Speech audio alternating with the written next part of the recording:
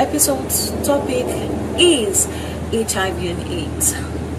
What do we know about HIV and AIDS? Not everyone knows much about HIV and AIDS. Let's go to Street Talk on Health to hear what the street have to say on HIV and AIDS. Please to stay tuned.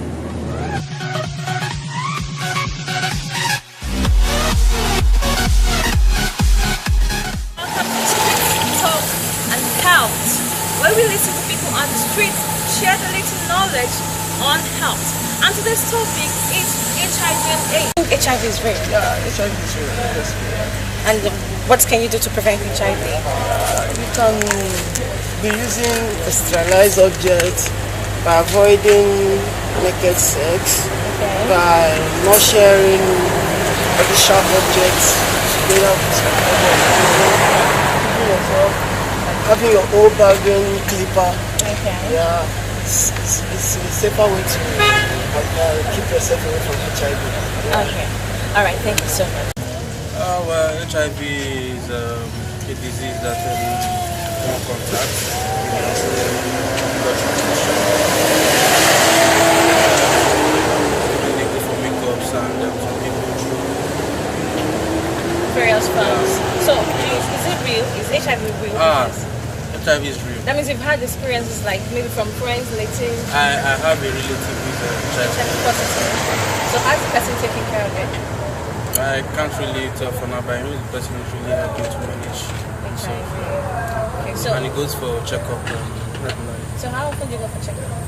I just did mine, like, should I say 2 weeks ago.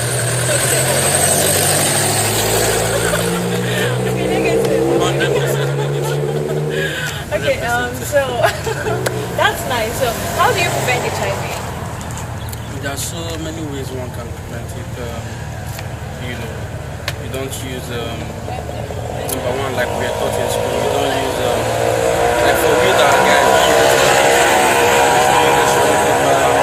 use public clippers for cutting your hair because it might have been an infection related. Then for those who are into boyfriend-girlfriend relationship, you should be married. Okay. You should do protected what they call it sex. Yeah. Wear something good, you understand what I'm saying? Yeah. How often do you go for tests? I go for tests 1 month. 1 month. But do you know that it's every 3 months that it's advisable to go for tests? I go for tests maybe in a year. I might go 1 day in a month. Okay, that's very nice. So you know your HIV status. How do you protect yourself from HIV? You protect yourself by avoiding sharing sharp objects, by careful your communication with women or in the area of sex or things like that. All right, thank you so much.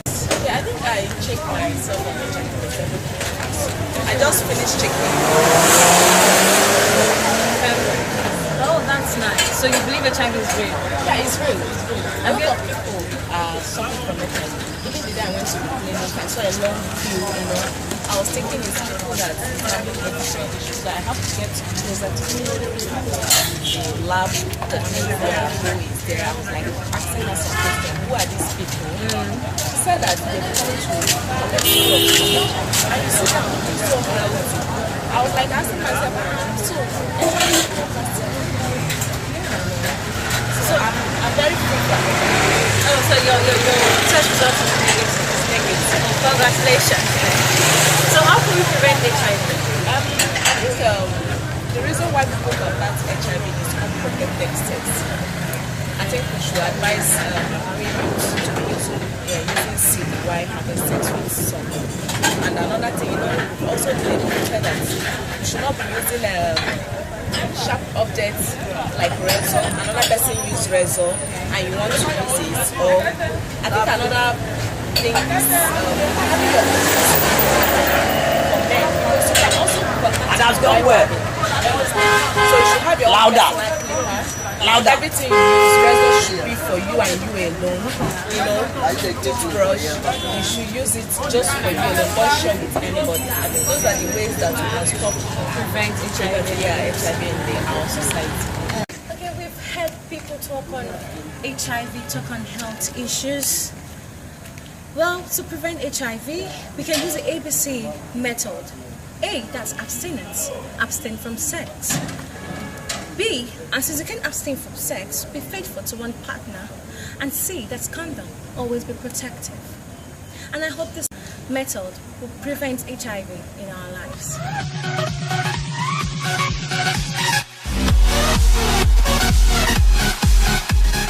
Okay, welcome back from Street Talk on Health. It's still Health Talk.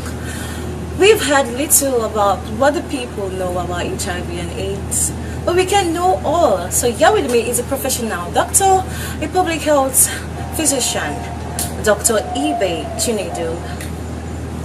Good to have you, Dr. Ibe. Thank you. It's my pleasure to be here with you. Okay, we've seen what Street Talk on Health have to say. What do you really feel HIV is? Thank you very much for the question. It's actually good we are raising public health awareness about HIV. Yes, HIV is actually a pandemic, meaning that it is a disease that is spreading across the whole world. And it's proper people know the right thing about it, because many people believe a lot of myths. That is actually false beliefs about HIV. So our duty as public health physicians is to raise awareness, tell people what exactly is HIV is, what they need to know, and what they should do to prevent themselves from contracting it. Actually, HIV means human immunodeficiency virus. It's actually a germ. Virus is a germ, a small germ you cannot see with your naked eye. What it does is that when it gets to the body, it weakens the body soldiers, what we call the immune system. Once it weakens the body soldiers, what happens is that we now become prone or vulnerable to all forms of infections. And that will make the person go down. The person eventually start going down if he doesn't take appropriate care to contain it. Meaning, taking appropriate care, meaning going to hospital, seeing the experts, getting tested, adhering to medications that may be prescribed, and other public health measures. If that is not done, the person will go down, and the disease will eventually advance to what we call full-blown X, which is acquired immunodeficiency syndrome. And if we get to that stage, it becomes almost difficult to reverse it. And that could, in a nutshell, increase fatality rate from HIV, meaning that could cause more death, avoidable death for that matter. So it's good we raise awareness, and that's actually what we are doing as public health experts. Okay, so who is at risk for getting HIV? Okay, that is a very important question, because we need to know the risk factors. What actually predisposes us to HIV? What are the factors that it arose from? One, our behavioral lifestyle, our lifestyles, our occupation. When we talk about lifestyle, we talk about things like promiscuity, which is actually increasing in our environment because of changing cultural values.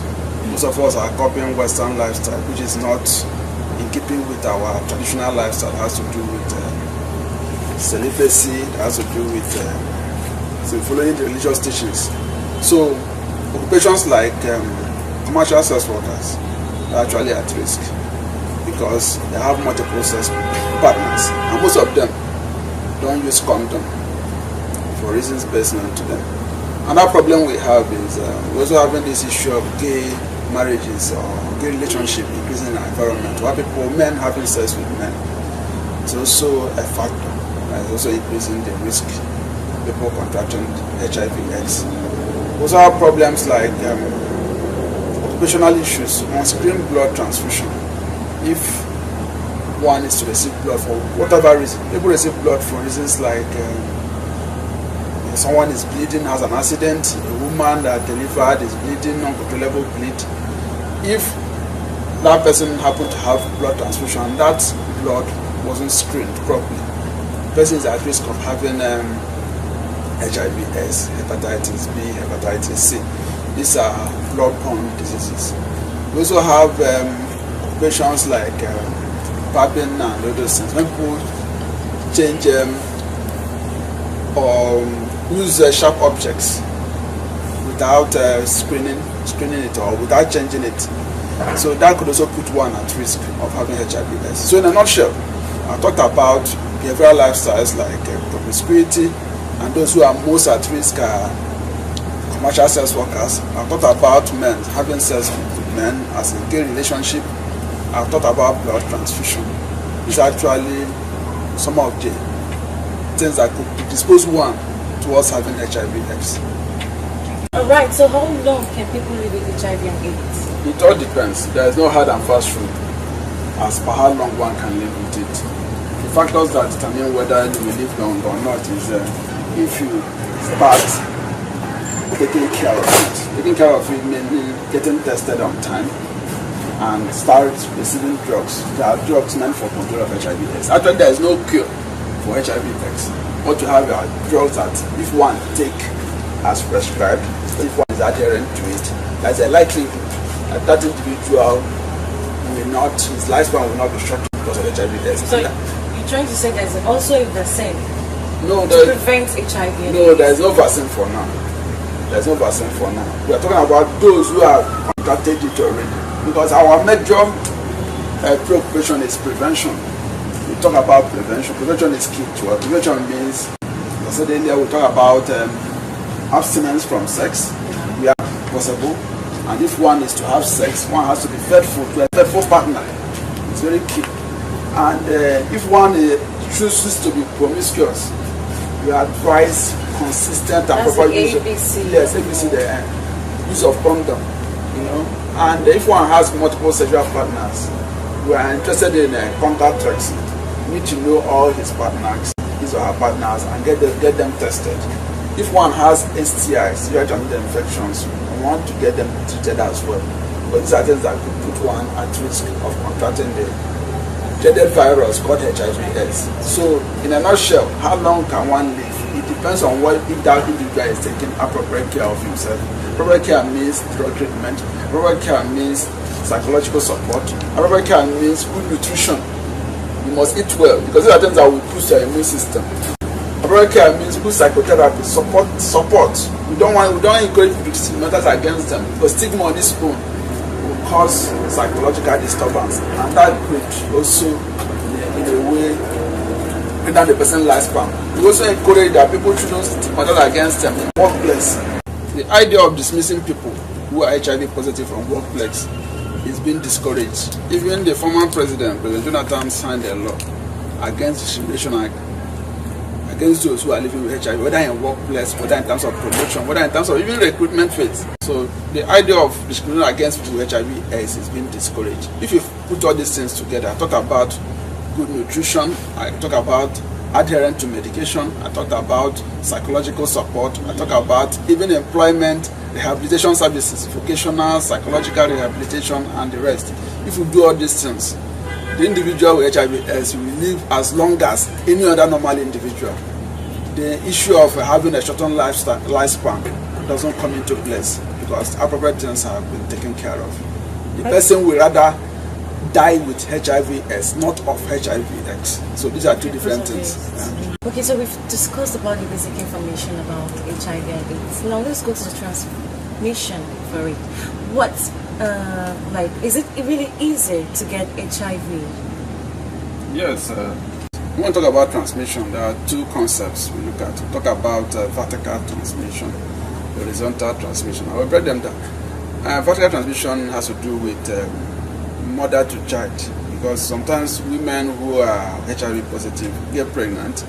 So when they transmit it to their babies, it is termed as mother to child, and in that case we call it vertical transmission because it's like from vertical, in this case downward, from superior to lower person who doesn't have ability to negotiate for whether he or she will get it.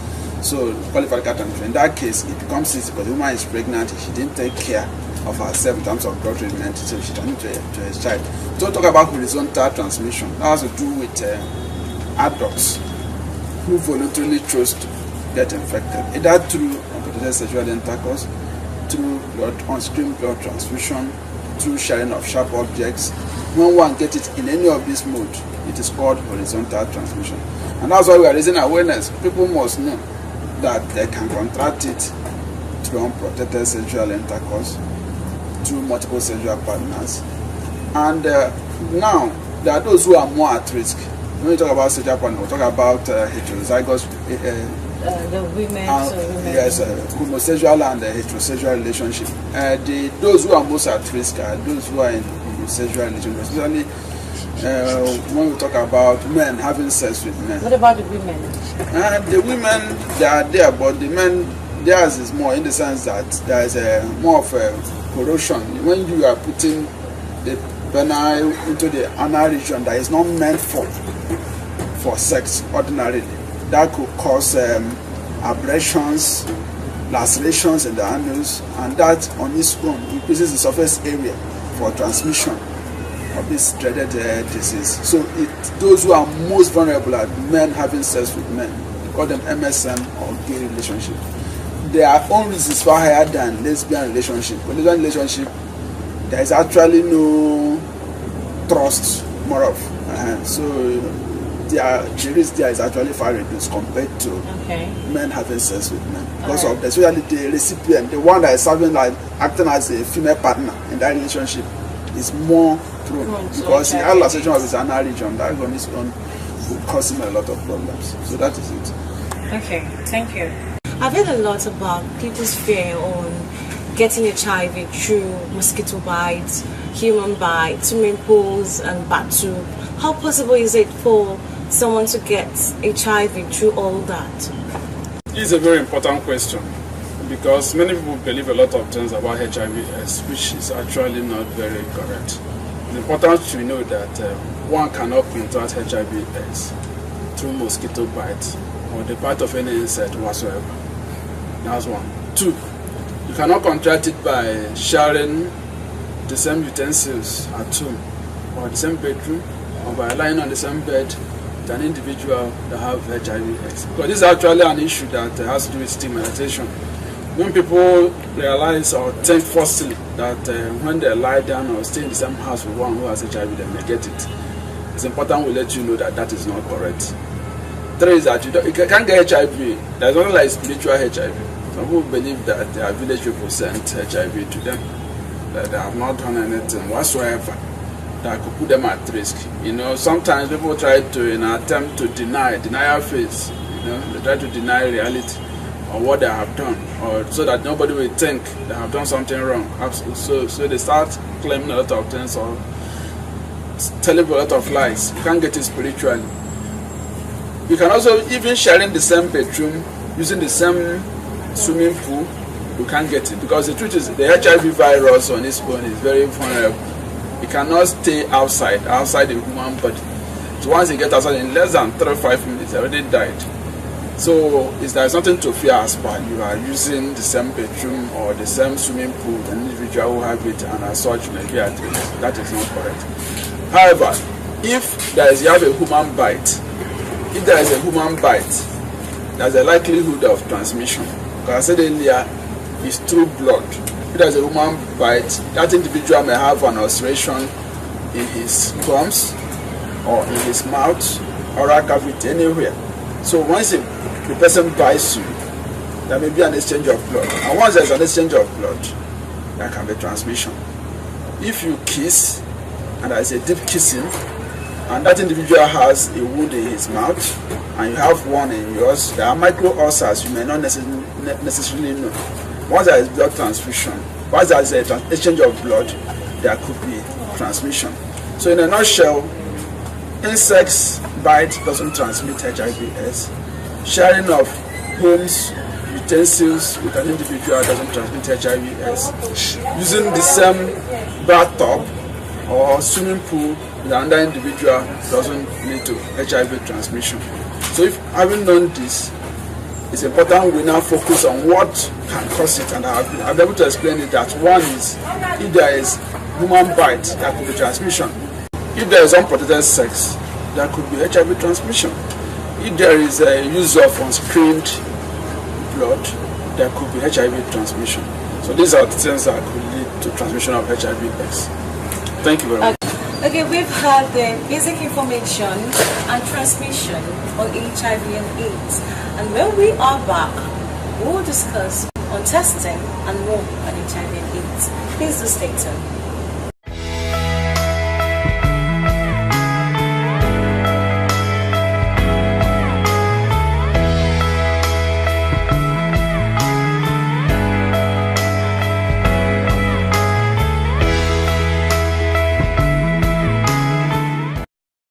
Welcome back from the short break. We're still on Health Talk, and HIV and AIDS still remains the topic. Okay, Dr. Ibri, how soon can one, after exposure to HIV, get detected? One can contract the deadly disease, or rather, one can test positive to HIV/AIDS after about 4 to 12 weeks, mostly at 12 weeks, because of what they call the window period. In that window period, you may not see that the viral antibody in the bloodstream. So between 4 to 12 weeks, there's a likelihood that if you test for HIV and one is infected, he or she will test positive to the virus. So should one have to wait for symptoms to appear before going for HIV tests? No, one doesn't need to wait for symptoms to appear. Actually, our emphasis is on prevention. You don't see fire walking to it. So we talk about abstinence, being faithful to a faithful partner, use of condoms, and drug treatment. However, there are some situations where something you didn't negotiate for happened to you, like in case of rape. For rape victims, what we encourage is, once you are raped, since you don't know the HIV status of you are the rapist, the advice you go to hospital. Now, what we call post-exposure prophylaxis. When you come, we conduct some investigations for the individual. If he or she is not HIV positive as of the moment, we commence that post-exposure prophylaxis. That we give the person antiretroviral drugs for like 30 days. Thereafter, we conduct another test. We also do another one at 3 months and 6 months before we can now certify the person to be HIV free. So, for it, you won't on your own choose to take risk and be taken regularly so as to know, so that you come back to hospital and check whether am I HIV positive or not. But for those who didn't negotiate for it, we don't have any problem conducting tests for them and commencing them on drugs that could prevent them from contracting it. So I should guess there should be an 100% effective way to prevent HIV and AIDS. There's actually no 100% way of preventing HIV and AIDS. Or if you may say 100%, you talk about abstinence. If you do those preventive measures, don't even put yourself at risk of getting it. For now, we don't have vaccine. So prevention for now is still better than cure, because that's the only way that is guaranteed. And that one will do follow the measures and will not be at risk of contracting the disease. Do sex partners who both have HIV need condom? It all depends. If they both have HIV, there are different serotypes of this HIV virus. It all depends whether they actually want a child or not, whether both are on drugs or not. So if they want a child? If they want a child and are both on drugs, they don't need condom, because until they have the procreation is key, they don't really need condom, because they are all both taking drugs. If you are taking drugs, at the time that the viral load will go down, and once the viral load goes down to a certain level, and what we call CD4 can goes up, transmission becomes almost very minimal, almost reduced to zero. So they may not transfer the serotypes to each other, because the serotype I have will be different from the one what my partner has. But if they don't want a child, to prevent transmission of these serotypes, it's appropriate they use barrier contraceptives. In this case, we talk about condom. So why do people with HIV have to get tested for hepatitis? People that have HIV get tested for hepatitis because hepatitis B and hepatitis C are both blood-borne diseases, and both can be transmitted the same way HIV is transmitted. who can be transmitted through blood, who can be transmitted through unprotected sexual intercourse. And that reason they get tested is what we even check is what we call liver function test.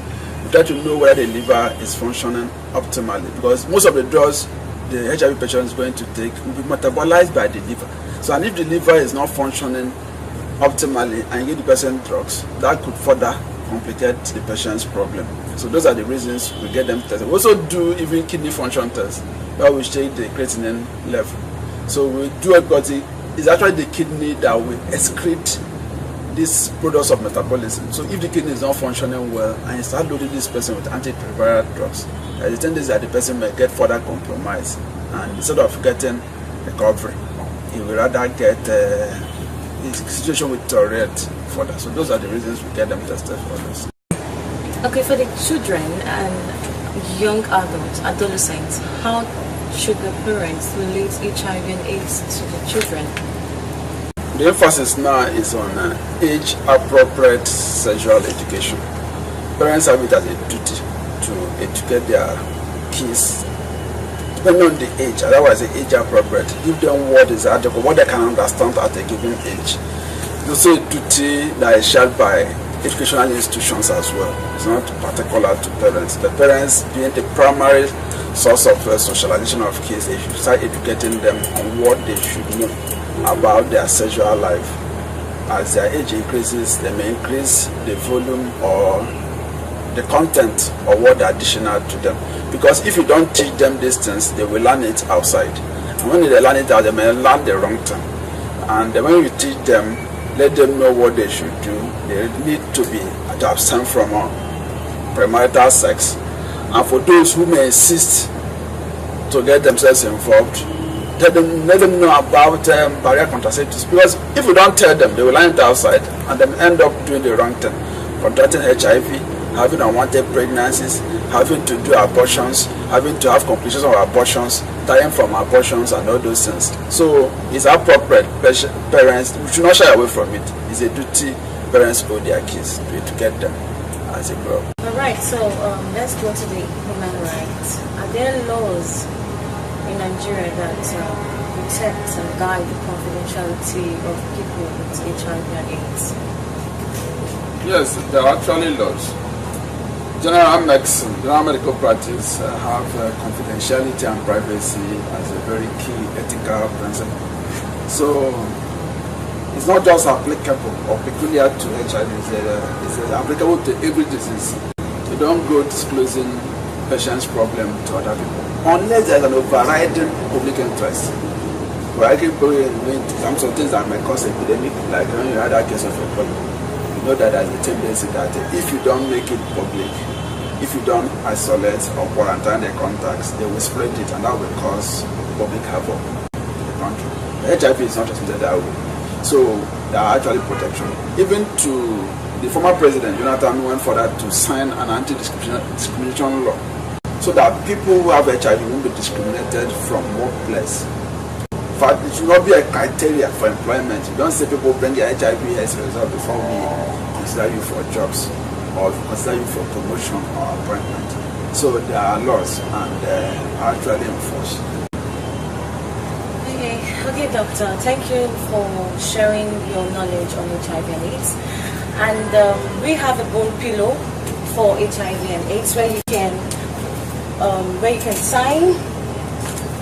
So this is a reference pillow where you can sign and to show that you came to this program. My pleasure. You write your name and your signature. Today's date is. Where should I put it? Thank you very much. It's been a pleasure. Yeah. Thanks for coming to the show. Thank you so much. Alright, here comes to the end of the program, and I want to show little appreciation to Festive Entertainment for taking care of the crew aspects and the production, and also for Vivian Alora for my makeup, and for past sponsorship and adverts. If you can check the screen, you'll see the email howtalknig@gmail.com, and social media, Facebook, Twitter and Instagram, Real Health Talk. And for the YouTube channel, to get this video and watch and understand perfectly well what HIV and AIDS is, you can go to the YouTube channel on the screen also. And I also want to appreciate Eden Restaurant and Lounge for the opportunity to use this place also. And please do stay tuned for another interesting episodes. Thank you for watching.